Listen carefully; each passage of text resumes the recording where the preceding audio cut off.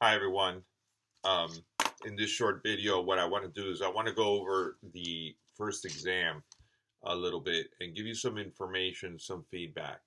Um, First of all, I want to thank everyone for turning the exam in on time and for you guys overall did a very good job. And so I'm really happy with the results. But there's some misunderstandings, and I just want to make sure that we have that we have some clarity on some issues before we move on. So let me just say first, ethics. I'm looking for a short answer. Ethics is not the study of what people believe that is right and wrong. Right? That would be like anthropology or maybe psychology. And ethics tries to figure out what is right and wrong, what people should believe is right or wrong. It's different. So it's a discipline, right? So it's a we can think of it as like any other discipline, like biology or political science or you know music. You study something, right? Now the investigation, the content, what we study in ethics, is we try to determine what kinds of actions are right and wrong and why they are right and wrong. What is it that makes it right? And what is it that makes it wrong? So these are the investigations that we do.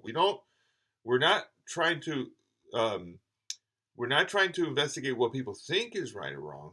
We really are not that interested in that point, right? We want to know objectively what is right and wrong. And that brings me to my second point. So we're assuming here in metaethics, I ask you to distinguish the difference between metaethics, normative ethics, and applied ethics. So, in normative ethics, it's a branch of ethics that investigates the bigger question concerning whether there is a right or wrong, and whether we can even talk about good or values or things like that. Maybe this is all subjective or relativist. So that's a whole different. There's a course on metaethics. Now, in this course, okay, because we're doing applied ethics, we're actually we're doing we're applying ethics to professional roles, specifically nursing. Okay, so we're interested in how ethics applies to nursing. So we're assuming a certain position already that there is objectivity in ethics. Okay, what does that mean?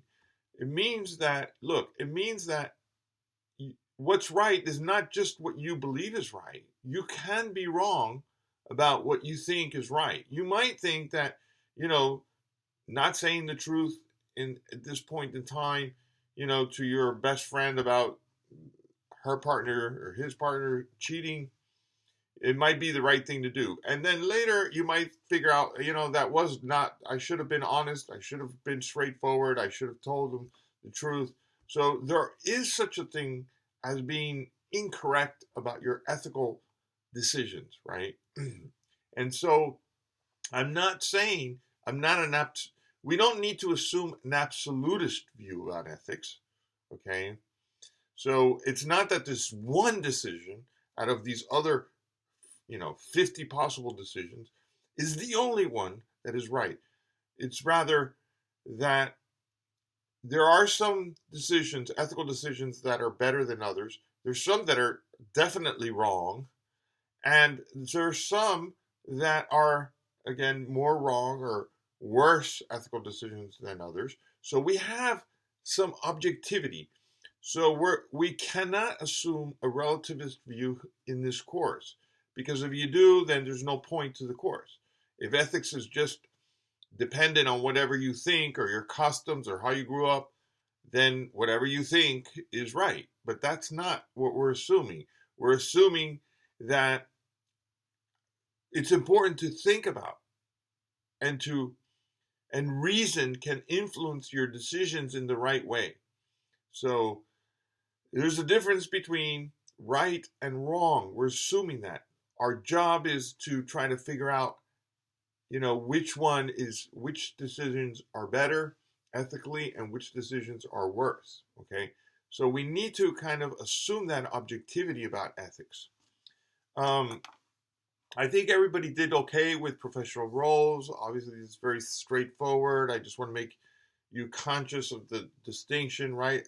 In your professional roles, you may have ethical obligations that you do not have as a general citizen, right? So, if I am a police officer or a fire person, that I have specific duties and obligations in my job, okay, that I don't have as a private citizen.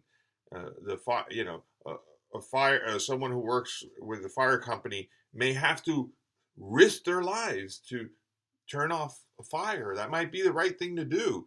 That might not be the right thing to do for me. I don't know anything about fires. It's not my special obligation. And the same thing for police officers. Police officer may have the obligation to stop a robbery. I may not have that obligation as a private citizen, right? Because I don't have guns and I don't have training to do that kind of thing. So it is important to notice that it's it's very normal to have special kinds of moral obligations, ethical obligations within certain professional roles because you have certain obligations, you have certain confidentiality, certain obligations if you're an attorney or if you're a psychiatrist that you don't have necessarily if you're casually talking to someone. So you need to keep those things in mind. The last couple more things. The teleological structure, I think it's important. I just wanted to introduce this idea. It has nothing necessarily related to, you can be related to ethics, but not necessarily. In and of itself, teleology just means that things have a certain purpose.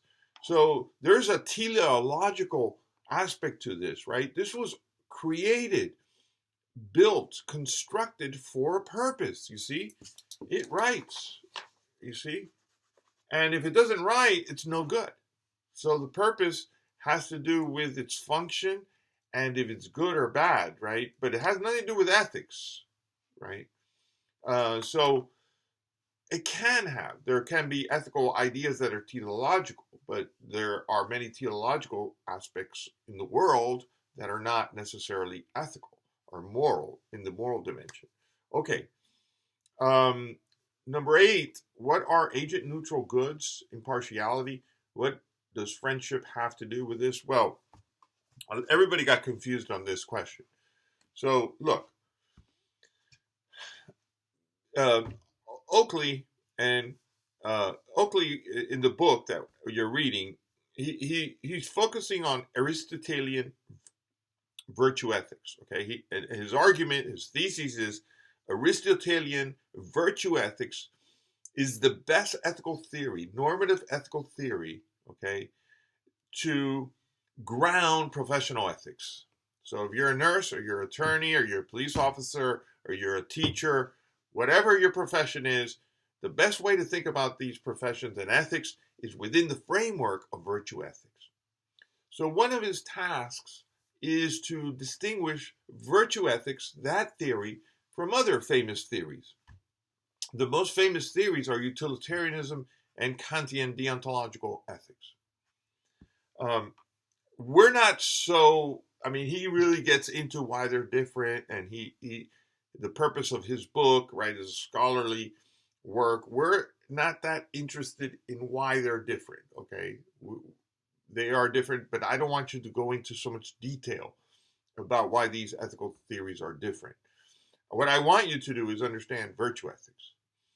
So, virtue ethics has an advantage to utilitarianism and deontology. And that is that it can account for different situations. When we think about that are either impartial or partial, when we think about utilitarianism, one of the great things about utilitarianism, it's fair, right? It is fair, and that's a good thing. So it says, look, you should consider every single person as equal. That is, the happiness of every single person, right? When you make a decision, shouldn't be considered equally. There should be no bias or prejudice in your decision making. So when I make a decision in utilitarianism, and my goal is to produce the greatest amount of happiness for the greatest number of people, I can't say, oh, wait, my family's special, right? I can't do that. I mean, the idea is that you're neutral. You're neutral and you're unbiased and you're not prejudiced, right? Okay, that's great. That's beautiful. I mean, that's a wonderful thing, and that's important when you consider a judge, right? I mean, you should be neutral. You should be fair when you consider, certain situations. But not all lives situation are of that kind. Okay, we do have family, and we do have brothers and sisters and friends, and I have students, and I have a special obligation as a professor to students. So utilitarianism doesn't account for these special, right? And that's one of the beauties about virtue ethics. So virtue ethics, you see, he wants to show how he said these agent neutral goods, impartiality, can account for friendship, because if you have friends, okay, you need to be trustworthy. You need to go out of your way to comfort them sometimes if they're in trouble. You don't have those kinds of obligations with strangers, right? If a stranger comes up to me in the street and says, I know you look like a professor of philosophy. Can I ask you a question about the meaning of death in Plato? And I'm buying groceries. I may say, I would love to talk to you, but I'm busy and I need to get home. So, and I will feel bad about that. And if a student comes up to me and says, hey, Dr. Kansas, I'm in your course and I don't understand Plato's conception of death. I have a different obligation to this student because he's in my class and he's my student and I'm his professor. And I may ignoring him may actually be unethical, right? Because I should answer his question if he's confused about something and he is in my class and I am his professor. So the point is that virtue ethics allows for partiality in certain cases when it's justified, right? So that is what friendship shows, that this neutral approach, this agent neutral approach, it runs is finds it difficult to deal with situations like friendship or family or students or special relationships you have with people, right? It can't, because it says treat everybody the same, but that's absurd, right?